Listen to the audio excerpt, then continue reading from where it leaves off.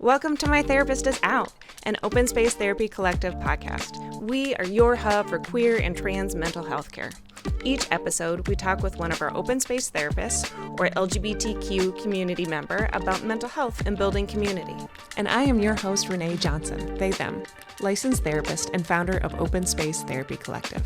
OSTC was founded on providing excellent queer, trans, and QPOC-informed care for adults, teens, partners, and families. Today, we are talking with OSTC Associate Therapist Sierra Gruca, she, her.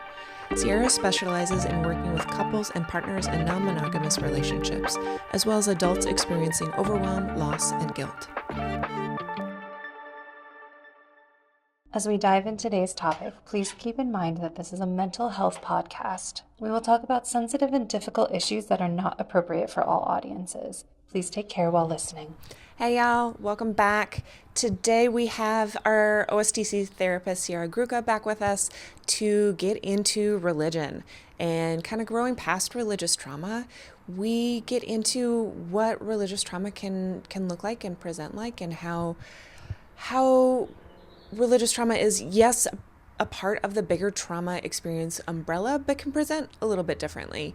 And one of the harder things about stepping away or shifting your relationship with religion is losing community and having to say no and having to reject people that you love and care about and say that you disagree and don't like some of their beliefs.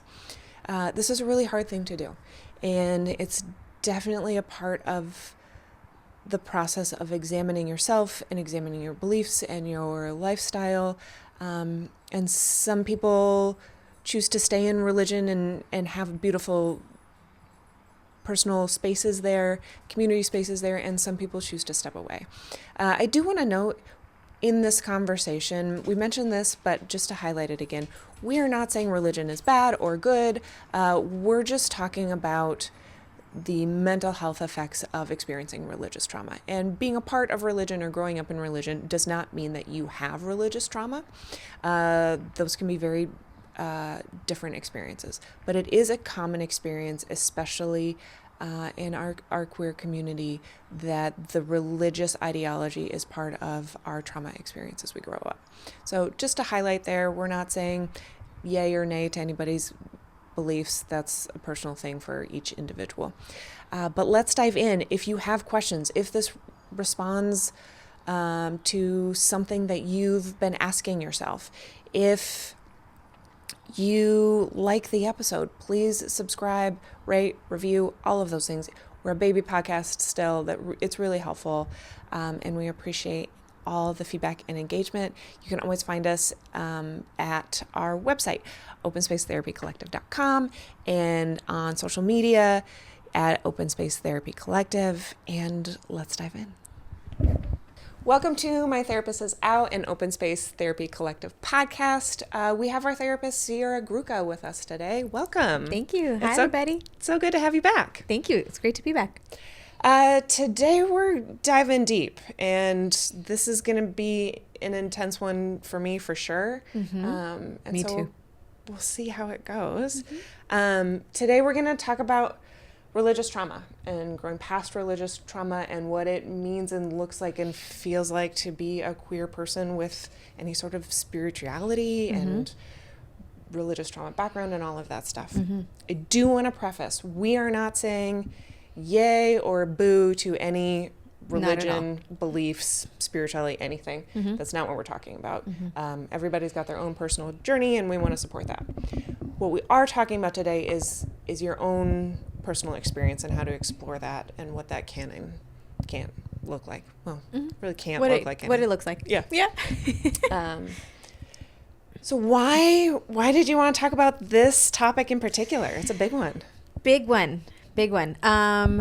It is a massive part of how I grew up, my identity, and the roller coaster of figuring out who I am and what all of that encompasses. And it is a big chunk of my life from teens to young adulthood, and even still now, that took a lot of figuring out and redirecting and reshifting and moments of like, wow, what do I do? And that kind of feels like it aligns, but not fully. So it's just a big piece of the puzzle for me. Yeah. Yeah. Okay. This will be interesting. Let's dive in. Yeah. So to start out, if you have a religious background and you are a queer person, do you automatically have religious trauma? Not necessarily.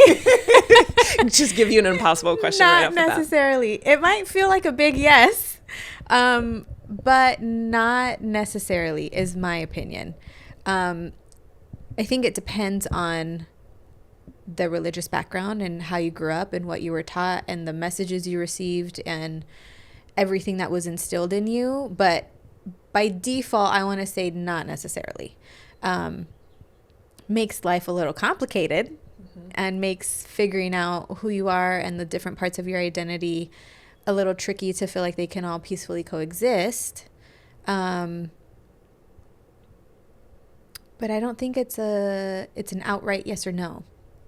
Yeah, that's totally fair. Especially now for some of our Gen Z kids who are growing up in religious environments that are like pro-queer LGBT things, they're not going to have that experience. Right. Or, I grew up in a very intense Baptist experience, and they were anti just generally everything. Right.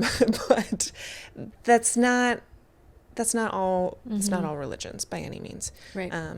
Which is part of why I always love talking about this with clients because everybody's experience is so different, even if it's under the same religion umbrella. Each denomination, each congregation, each religious practice is so nuanced. 100%. What's important about identifying or differentiating the difference between trauma and religious trauma?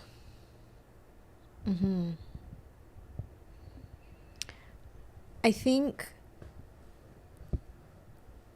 you said of identifying the difference. If there is a difference.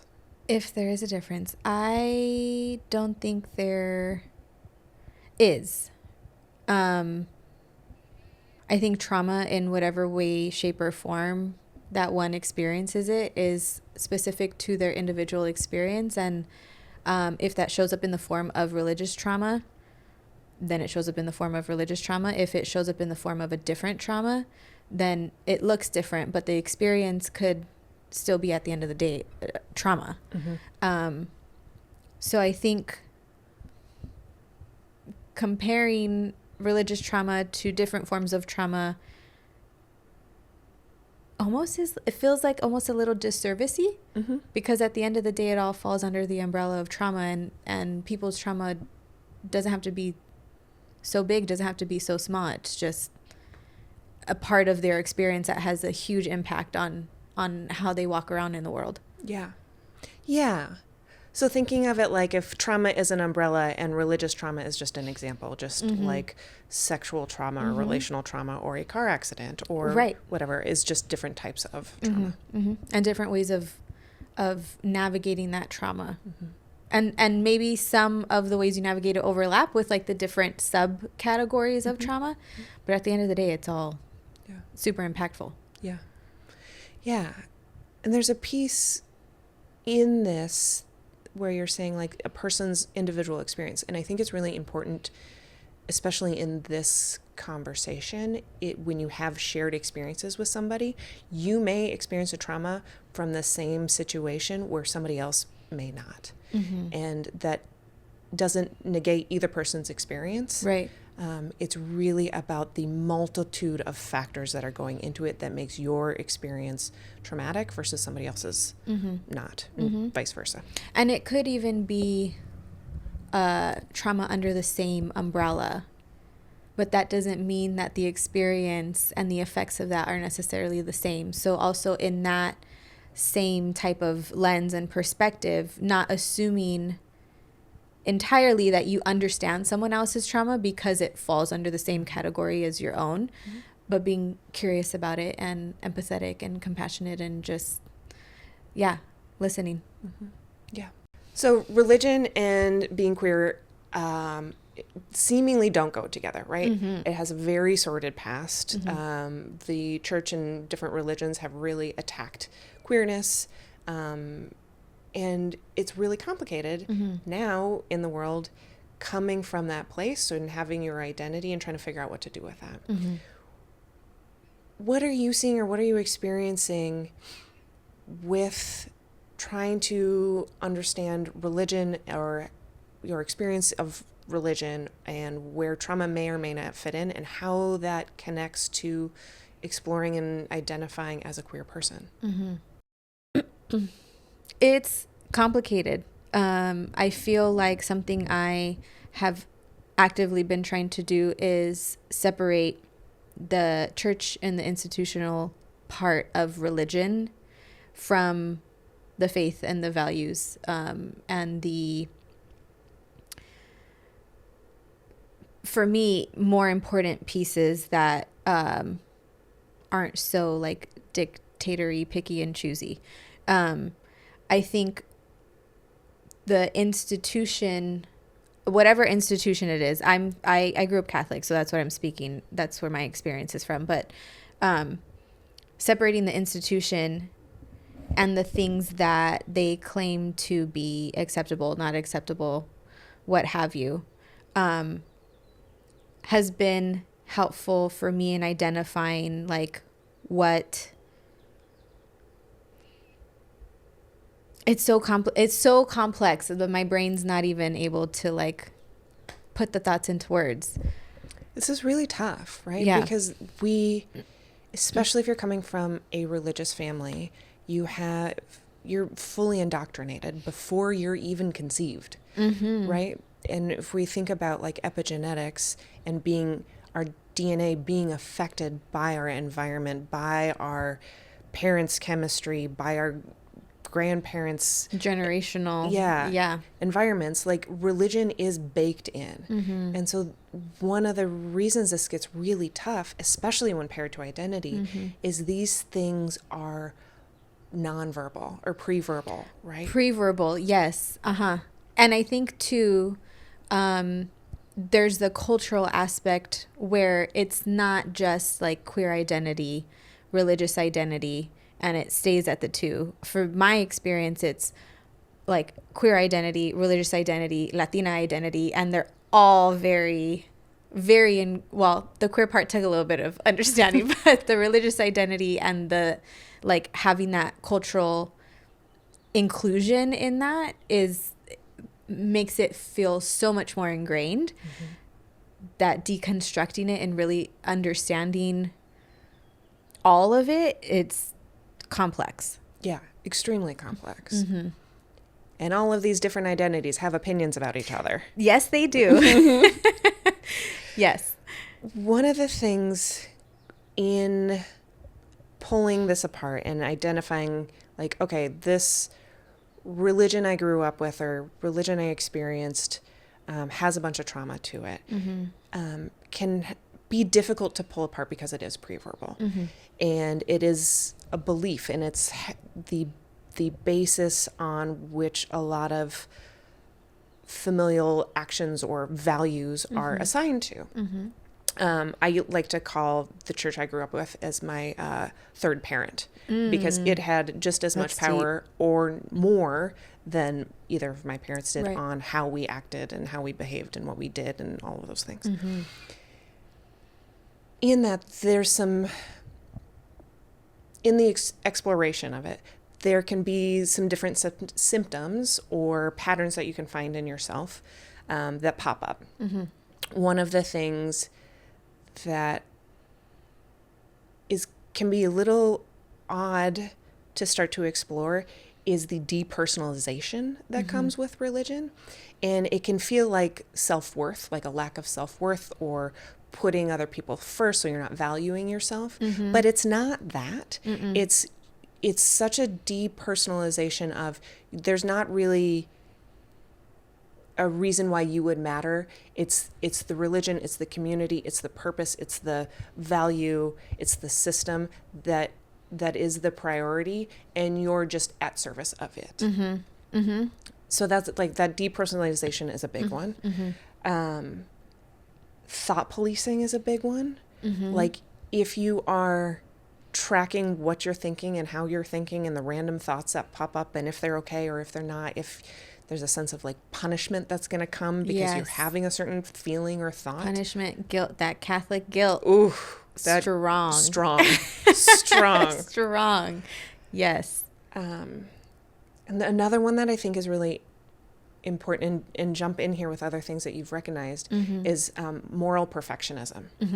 Is like, you may not be a perfectionist in other parts of your life. That might not be a thing. But this like idea of, I can do better, I can be better, I can treat people better, I can be of service better. Or the moral compass of what's right, what's wrong, and then dictating actions, identities, and all of those things off of like what you should or shouldn't be doing according to religion.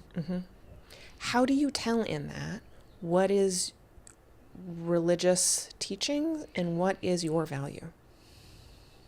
Oof.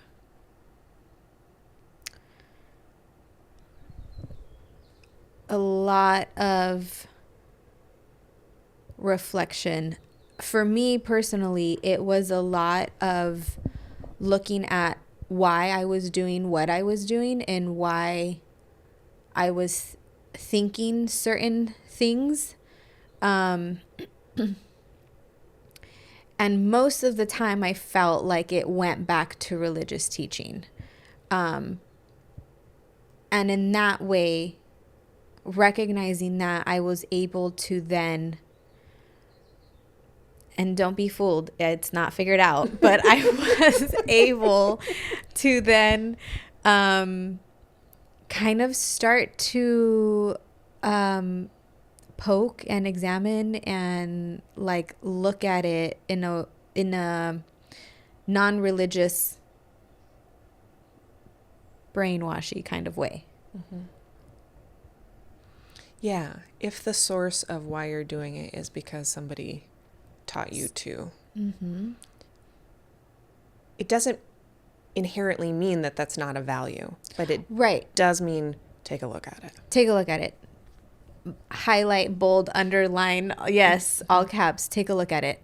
And it's tricky too, because with religious identity and growing up with that and it being so ingrained, it can not only feel like it, when you're looking at things, you are taking a step back from a religious identity, but it can also feel like taking a step back from familial identity. And then those connections and those differences in how you view religion, how you view faith, spirituality, whatever word you want to associate with it, can feel disconnecting. And the journey to like rediscovering what that looks like for you can also feel lonely. Yeah.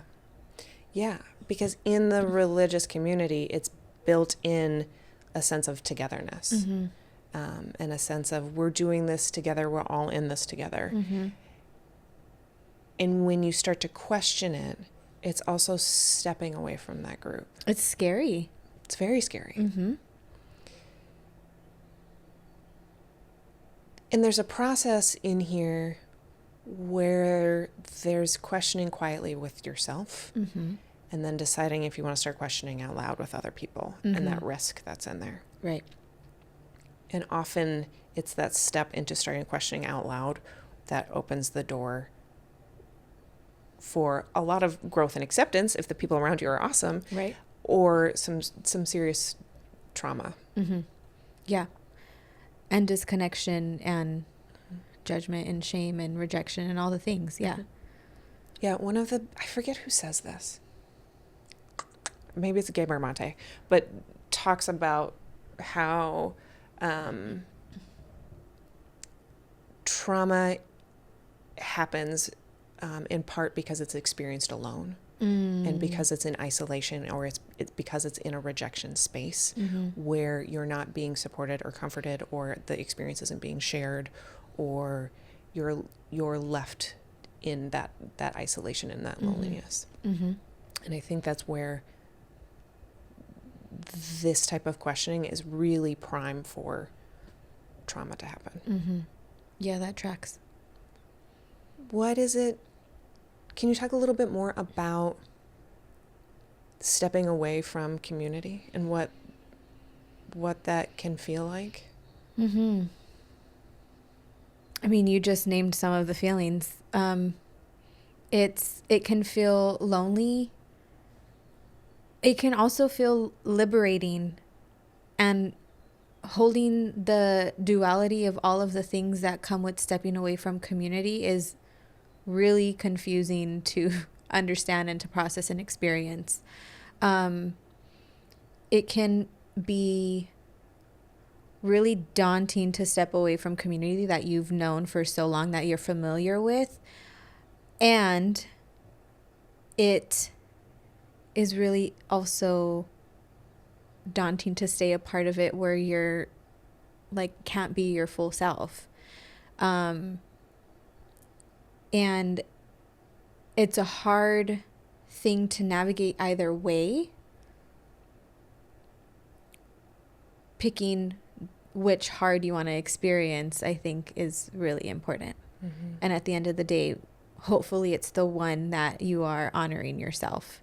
But finding, like, it feels lonely and you're not alone. There are so many people who have experienced this, who are experiencing this, who have had this experience for like decades and are older and just experiencing it now. And as isolating and as lonely as it does feel, there are so many people also experiencing it. And I feel like that thought for me, in having mentors and people I could speak to that were not part of my religious institution growing up,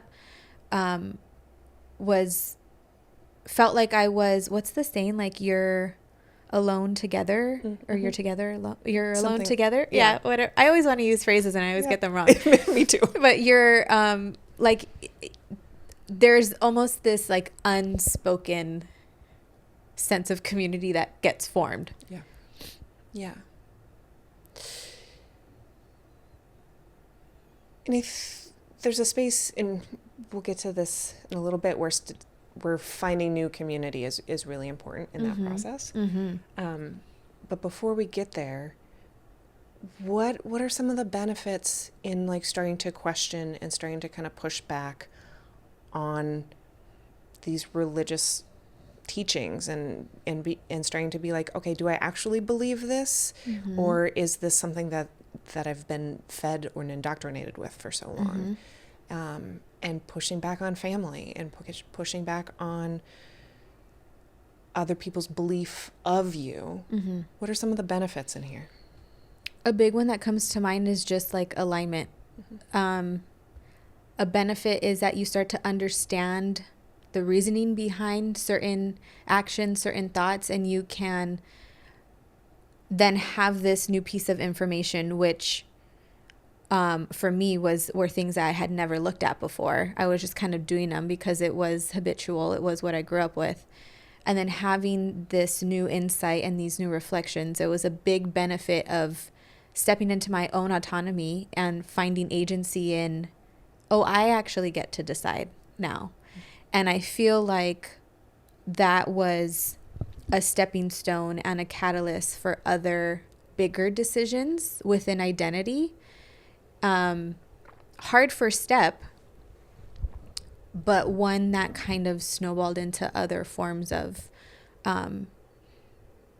just recognizing like this doesn't align with me. This is something I don't need in my life anymore. I want to get rid of it. Or this piece of this still does, and it's something that's been helpful. So then having the ability to decide like, I'm going to keep that piece of it. And I think that's also the complicated part, where exploring religious identity with queer identity I always joke and say that in this transitional phase of understanding and kind of picking what I felt still aligned with me and what didn't, I felt like a cafeteria Catholic where I was like, I'll keep this, I don't want that, I don't. So, and you just kind of make it your own, and I think that's a beautiful thing. And with it, for me, it was a lot of looking into other philosophies and ways of living, not necessarily religion, but ways that I just wanted to navigate the world. And I kind of made my own little bouquet of spirituality, like, I don't know what the word is, but you kind of just make it your own. And I think that it helps you learn how to express yourself in a way that feels authentic. Yeah, and that's really important. And that's like with all of life, right? All of it, yeah. You take what works and you let go of the rest. Mm-hmm. And religion isn't any different. Mm-hmm. Anything isn't any different. Mm-hmm. If somebody's telling you it's this way or the highway, that's a red flag, take the highway. Mm-hmm. But because spirituality is such a personal thing, mm-hmm. you are the only one that can say, this is where religion or spirituality fits with me and this is where it doesn't. Mm-hmm. And it might be a little harder to feel fully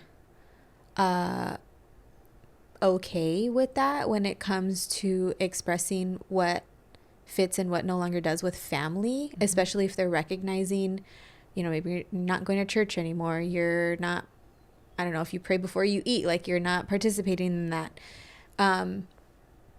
That can be a struggle mm-hmm. along the way of figuring out what bits and pieces you may or may not want to keep or hold on to. And I think, though, that could be a totally other episode for the podcast. Totally. Yeah. Yeah. But I think it segues nice into not everybody's going to roll with this. No. Nope. Some people might get really angry and really rejecting and really abusive in this process. Yeah. And some people will have some questions, but let it go and be fine. Mm-hmm. And it's important to take care of yourself mm-hmm. through this process, which is really hard because, again, these are your primary caregivers. Mm-hmm. This religion has informed your family for generations. Mm-hmm. And the wounding that can come from the rejection of the family is so deep and is then compounded when it's paired with the rejection of the church or of the religion. Mm-hmm. That is the bigger community, that is the bigger right. family. Mm-hmm. Feels like it's times 10. Mm-hmm. How do you decide who gets to know what in this process?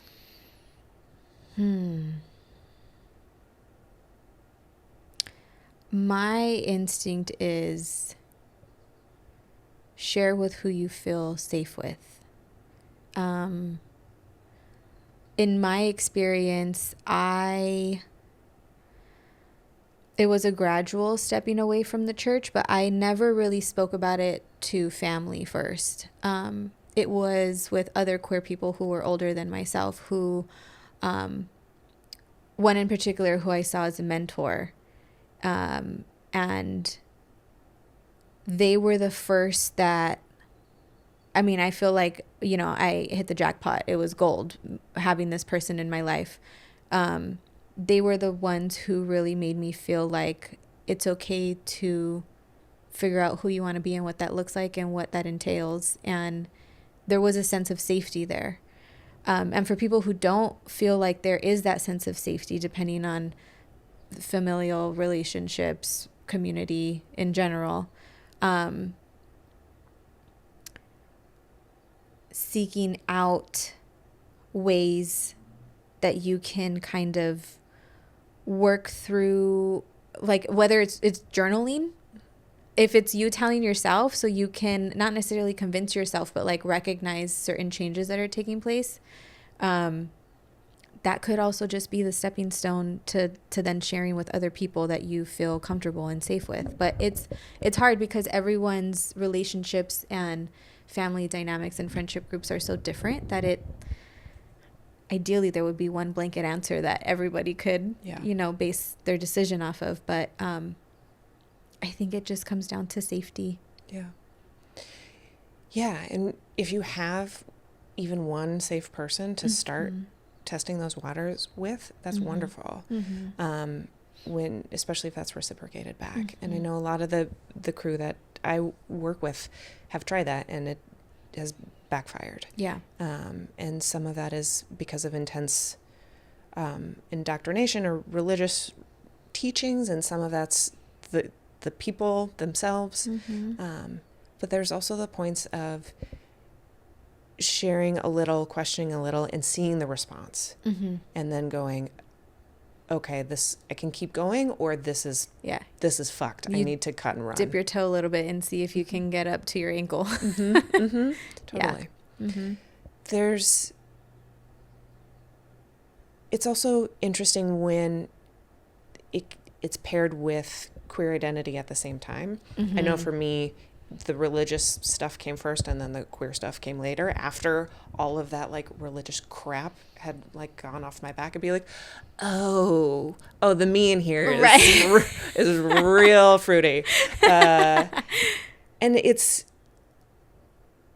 like you're saying, it's really individual. And I think what was a fun piece for me, or like who cares anymore, is in the religious questioning. And I went from, there's a different episode on this if you care. Go watch it. I went from a very Baptist, very cult-like mentality to, they're a little hypocritical, so I'm going to go to the Mormons.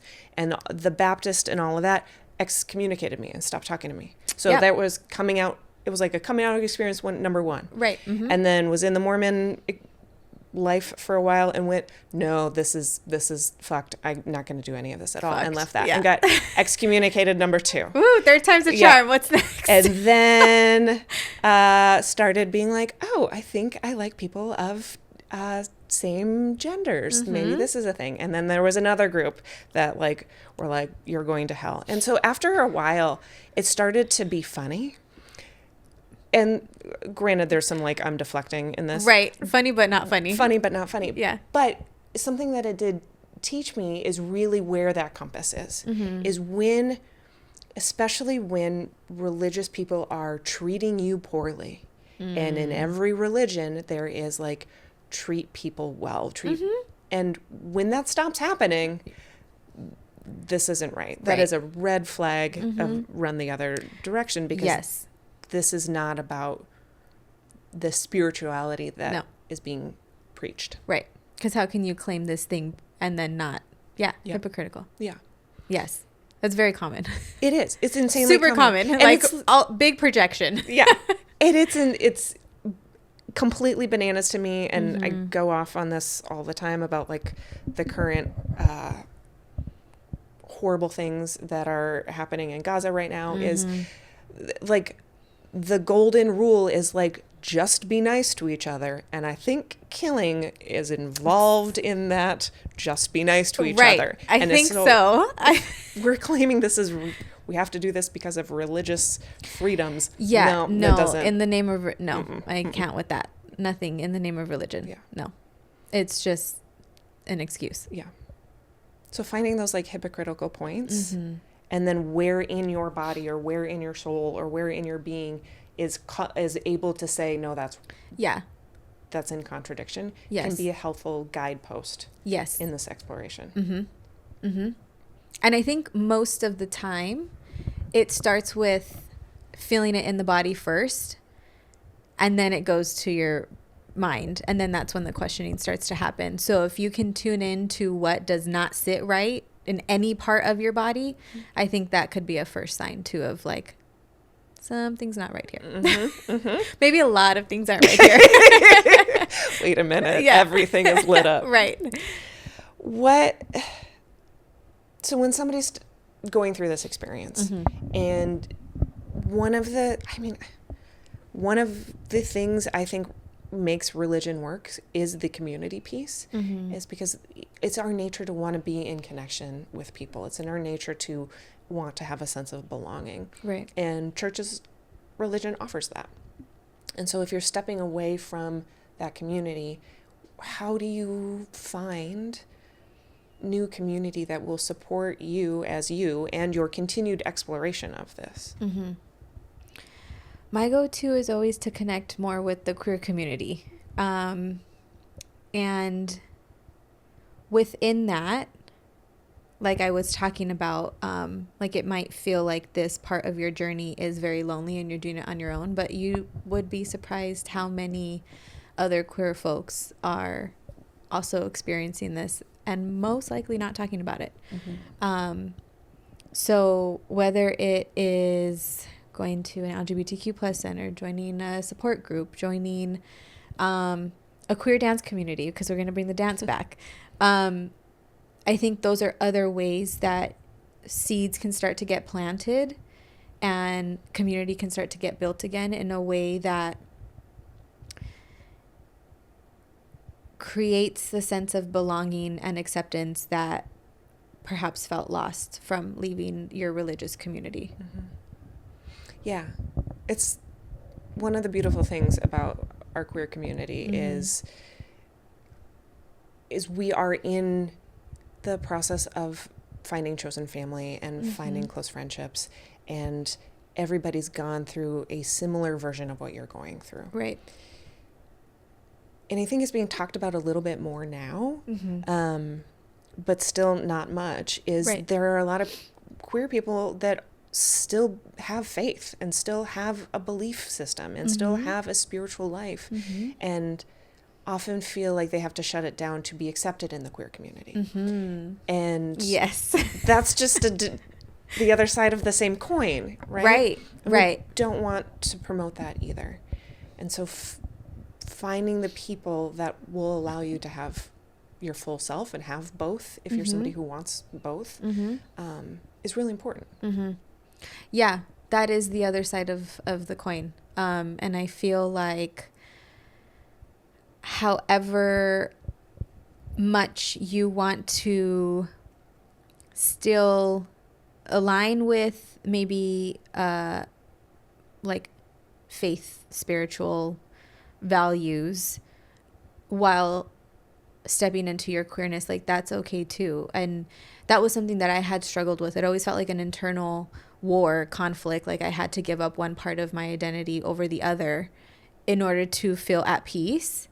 In actuality, it was more of shifting both parts of my identities to fit with me and the person I wanted to be and the ways that I wanted to be in relation to people and be in relation to myself. It was just a shifting that needed to take place, whether it was like shifting a formal prayer to, oh, I'm thinking and I'm being mindful and I'm being grateful, right? And almost removing the like formality of it for it to feel a little bit okay. And it's, you don't have to give up completely one over the other or pick one over the other. It feels like that's a big part of the process, though, as you're trying to navigate it. But if you're a queer person who's also still wanting to hold on to some sort of faith or spirituality or religion, that too is okay. It's just understanding like maybe pros and cons that come with that and what works and what doesn't. That's so important. What you just said is that the identities need to fit to you, not the other way around. 1,000%. Yeah. Can I scream this into the camera? Like, it's so important because these are like, at this point, like being queer and being of religion feels like institutions of themselves, which sure, fine, whatever. But when we're talking about identity, it is you first. And then the rest are just pieces that create that. It's not, I need to mold to this. Yes. Bingo. Yeah. Yeah. And I think, you know, in my experience, that comes up a lot with gender and being like, oh, am I trans enough? Do this? So do I have to look more androgynous? And it's just like, no, anytime I go down that path, it's just a torture chamber. Yeah. Nobody gives a shit. No.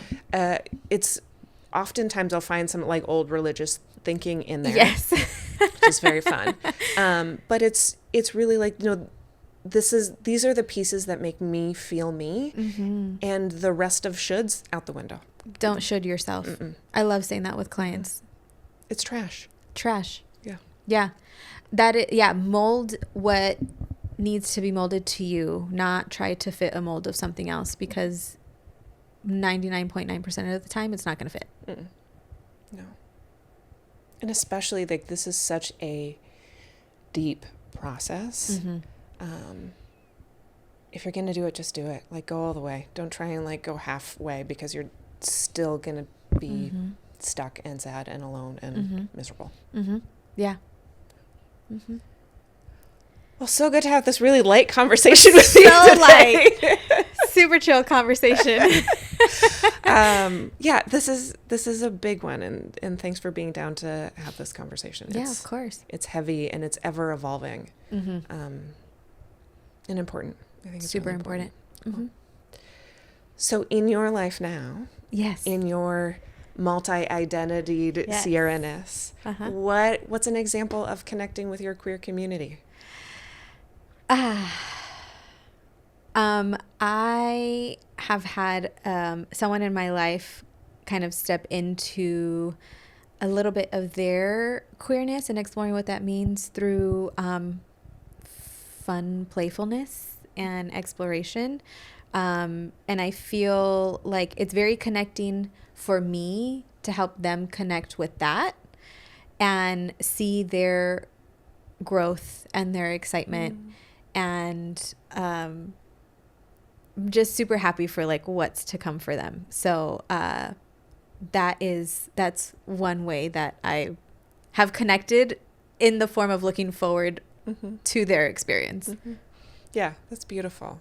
It's so special being able to watch and participate and support somebody else's opening up. Yes.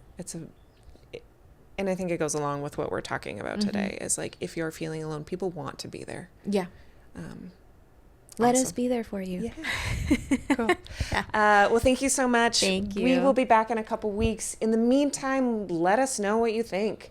Let us know your experience. You can DM us on any of the socials, comment below, of course, and you can always find us at openspacetherapycollective.com.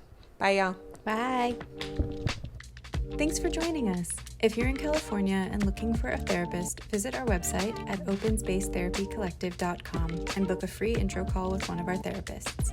If you're enjoying My Therapist Is Out, please rate, review, and follow us on Spotify, Apple Podcasts, and YouTube. My Therapist Is Out is an Open Space Therapy Collective podcast. Our therapists are Renae Johnson, Kristen Crow, Debbie White, Jenny Nigro, Tara Friedman, Sierra Gruca, and Ernesto Martinez. Our podcast editing is done by Smash and Grab Studio, and research and writing done by Matt Wade. We'd love to hear from you about today's topic, so email us at info@openspacetherapycollective.com. You can find us on TikTok and Instagram at Open Space Therapy Collective. Thanks for listening.